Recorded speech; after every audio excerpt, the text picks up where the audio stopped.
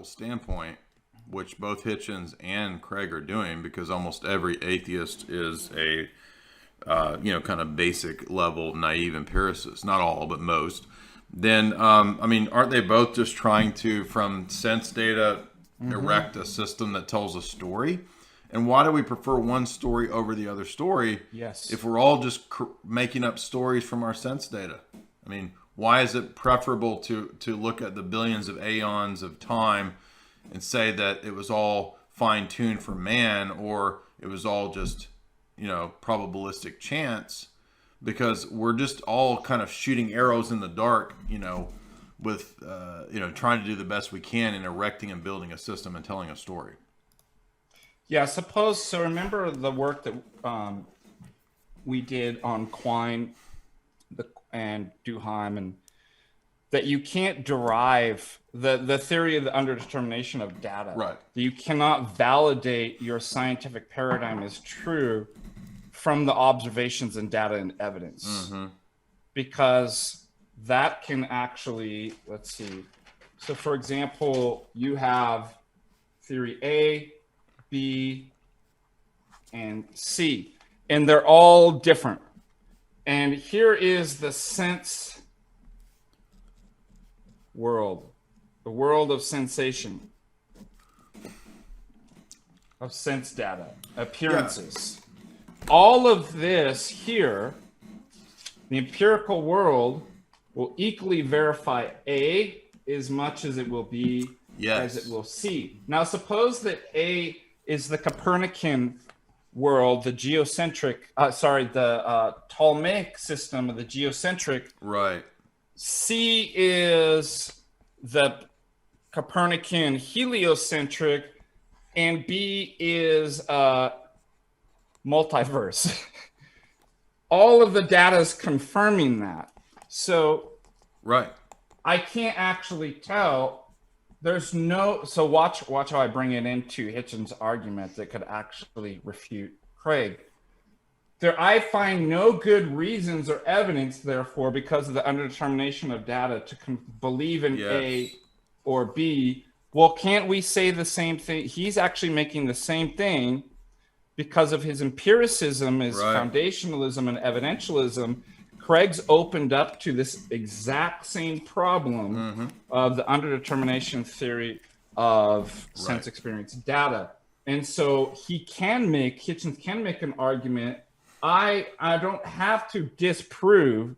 I don't have to prove that God doesn't exist.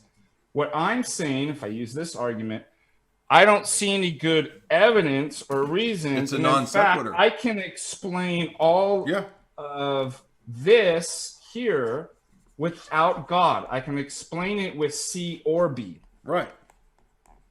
So he's got so I give some points to so Hitchens on that. I would phrase it like this as I was writing what you were saying.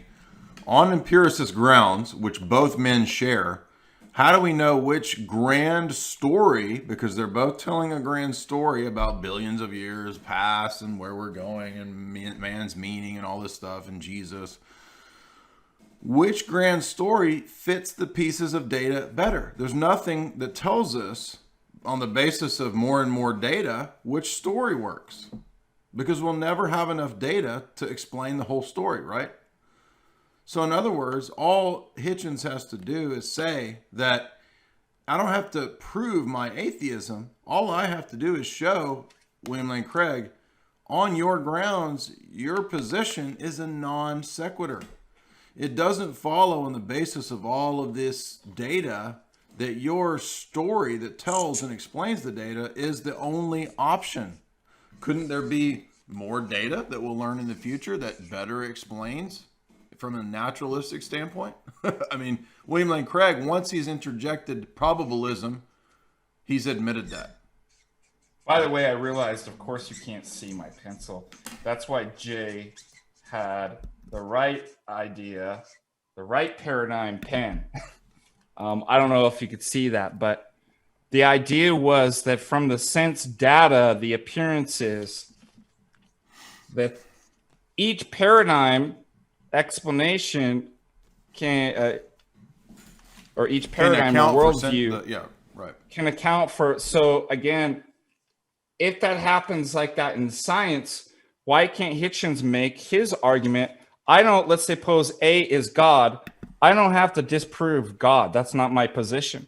What I'm saying is, based on an determination of the theory of data thesis, I find no evidence or reasons to confirm A. And in fact, I could use another hypothesis like atheism, that there Right. is no God, to explain and that the sense experiences. Yes. So So why? in other words, That's a good argument. it is a good argument. He's called it back to the paradigm level and said, unless you want to go in the direction of transcendental arguments and presuppositionalism and question paradigms, there's nothing prima facie that tells me which paradigm explains this data correct. So he was saying, oh, from these individual experiences we come up, but how that just pretends that experiences can actually just be experiences qua experience without actually be contaminated by other beliefs. And therefore that is some sort of justification. So we could get to that later, but you might be familiar with that argument that I presented. I call it the cognitive penetration argument, because people think that you can, and he will as a foundationalist, that you in some sense can be justified. What did he say? He says it's not a proof, but then that justifies you believing in all these other things. Mm-hmm. Yeah, but that pretends that you can approach those things without theory contamination, without your ideas and biases contaminating the actual experiences. Yeah, I mean, this is the point, that none of the beliefs that we have are actually properly basic from this perspective. In other words, it's assuming that certain things are properly basic. We're asking, how do you know that? And the appeal is, well, but they're foundational and basic, right? Because they underlie the experience. There's no way to prove them, so they're properly basic. Well, then how do we know that they're the case? Well, we don't. Notice that Craig said that. Craig said that we don't even, we can't prove that there is the external world, which is a very bizarre admission for a person trying to argue for theism and creation and the resurrection of Christ. I mean, couldn't I, as an atheist, say, oh, okay, I agree. It's all a simulation, Dr. Craig. And yes, Jesus resurrected in the simulation that you think is the real world, right? So I agree with you, Dr. Craig. There is no proof of the external world. We live in a simulation, and Jesus is part of that simulation. Here, do you want to hear my argument against? So I call this the argument from arbitrariness. This is, you give this to any of your foundationalist friends. Kids, you got foundationalist friends? Give them this argument here. Sort of along the lines that Billy Craig was saying, that there's properly basic beliefs, such that a person's properly basic belief that P is justified, although there's no further reasons. Didn't he admit that? You can start with that as properly basic and you reason up. There's no other further reasons behind that. However, if there's no other further reasons behind that make it slightly any better for that person to believe P rather than any of P's contraries. And since admittedly there are no reasons behind that, there's no reason to have P be a properly basic belief for you, as opposed to not P. Exactly. Therefore, that's a great argument. False. Yeah. Here's the list that we have, and one of Father Deacon's there applies to that properly basic, right?